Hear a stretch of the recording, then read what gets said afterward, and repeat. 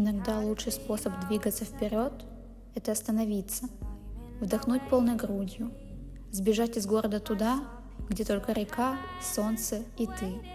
Именно здесь рождаются новые идеи. Так что выключи шум, выходи на природу и наполняйся энергией. Твои результаты начнутся с твоего отдыха. Nobody knows. And I was dancing in the rain. I felt alive and I can't complain. But no, take me home where I